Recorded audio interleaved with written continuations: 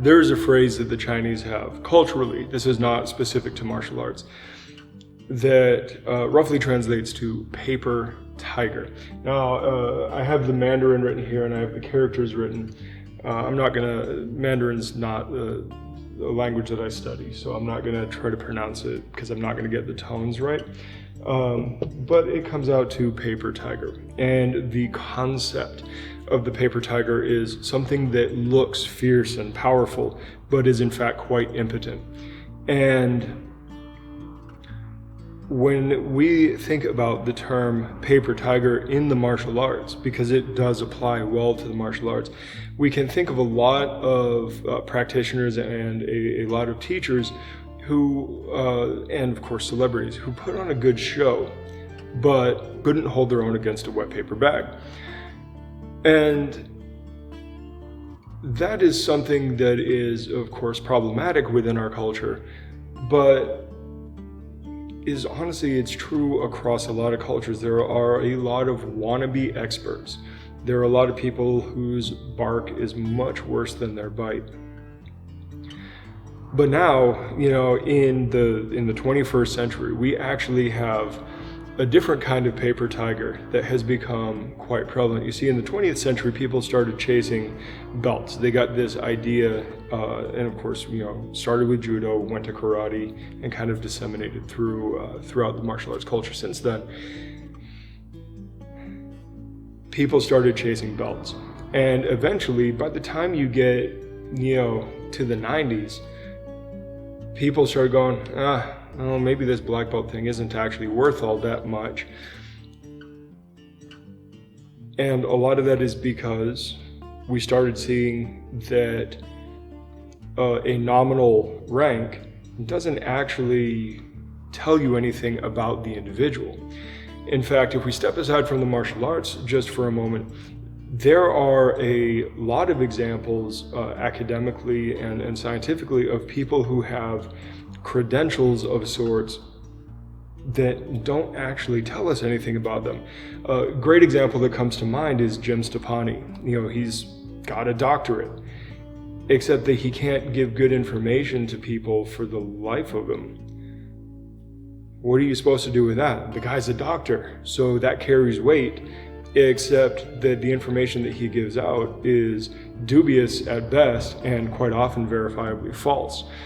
So what are you supposed to do with that? How are you supposed to trust a certificate? In fact, a certificate that in general our society considers kind of the cream of the crop. How are you supposed to trust people when even that doesn't carry any weight?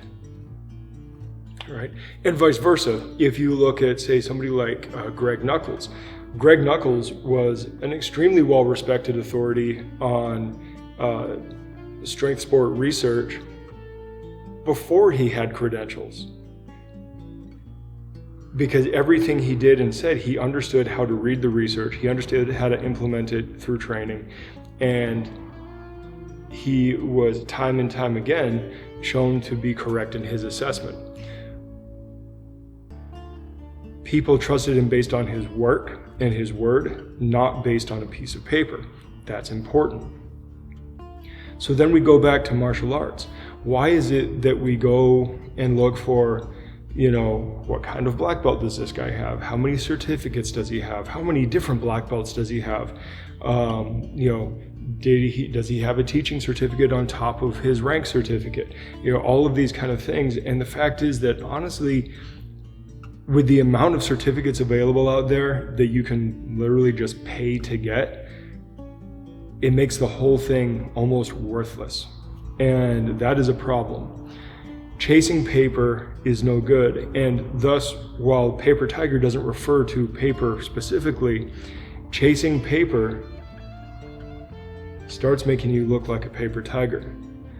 And it's not that people who have certificates are necessarily fraudulent. It's not that they're con artists. There are, in fact, certificates that may be worth something. There are black belts that are, in fact, worth something. Some organizations have managed to maintain standards, but many have gone the way of like, oh, just send us in, an online resume and we'll give you a certificate, or send us some video and we'll award you a certificate. You cannot certify anybody over video. While I do think that video and books and all that, you absolutely can and should learn from teachers you don't have direct access to. I think that is a great thing, but I also do not think that you can legitimately earn any type of ranking over video streaming or video downloads. I think there is too much that is going to be missed, and I think there's too many things that you cannot legitimately assess without actually being in the room and touching hands and having some contact with those people. And so video training, yes, but video certification, absolutely no. And I think that is an important thing to understand. And I tell you, I have seen people who, again, outside of the martial arts, who have gone and just been, they actually go out seeking certifications. Like, I'm trying to build up my rank, my list of credentials, my list of certifications, and I just have this massive list. I've been certified this, I've been certified that. You know what? I had a personal training certificate when I had just gotten out of college. I didn't know shit about training then. They gave me a book. I took courses for a month, tested, got it. That's it. And that's the thing with these kind of certifications. Things like personal trainer certifications are literally just, you pay us and we'll give you a certificate. I mean, it's not quite that simple, but you have to be really bad, really stupid to fail the test. The CrossFit Level 1 certification. Pay $1,000, go train for a weekend, you get your Level 1. Why? Why is that the thing? And we're starting to see that in martial arts as well, especially in 2020 with all of the online training going on. People are saying, oh, online ranking too. No, stop it. Online ranking is a no-go. All you're doing is creating paper tigers. And the fact is that the certificates on the wall don't really mean much. I have my certificates on the wall for my students to see if they want. But I've never had anybody walk in and the first thing they ask me is, what certificates do you have? Now, granted, some of that may be just they trust that I'm not lying, which I am not. Some of that may be that they just trust that I'm not lying. And I think that's fine. I think it's good to have, some trust in people. But you should also be very skeptical. And the fact is that I think that most people are not lying. I think that most people are not. But I do think that most people are self-interested. And I think that a lot of people that chase paper are people that are doing it for the sake of marketing. They're not doing it for any kind of honest pursuit. I cannot tell you how many times you see like honorary ranks. Josh Barnett has an honorary BJJ black belt. He doesn't train BJJ, he trains catch wrestling. But he has an honorary BJJ black belt, and he's been open about that. And being honest and open about that, that's fine, right? Not uncommon for Sambo guys to get judo black belts as an honorary thing. Dave Mustaine, who legitimately has trained Taekwondo for a long time, got an honorary 5th degree black belt because he's a celebrity, I guess. Maybe his Taekwondo is pretty good, but it was honorary, and when the press release came out, they were very clear. It was an honorary title. And I think honorary ranks are, it's sketchy, but honorary doctorates are a thing too.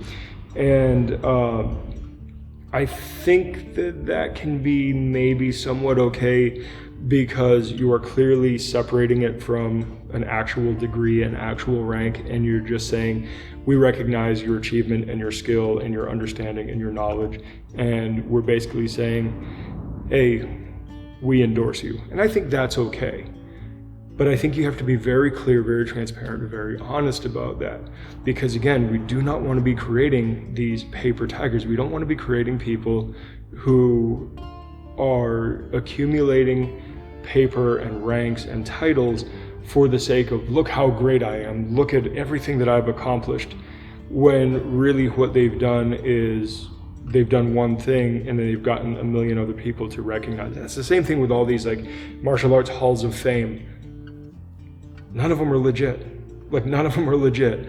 And so when you look at that, you know, these people get these, they get these awards and things like that, and all they've done is basically proven how hungry for recognition they are. They've proven nothing about their actual skill or knowledge or ability. And that is a shame.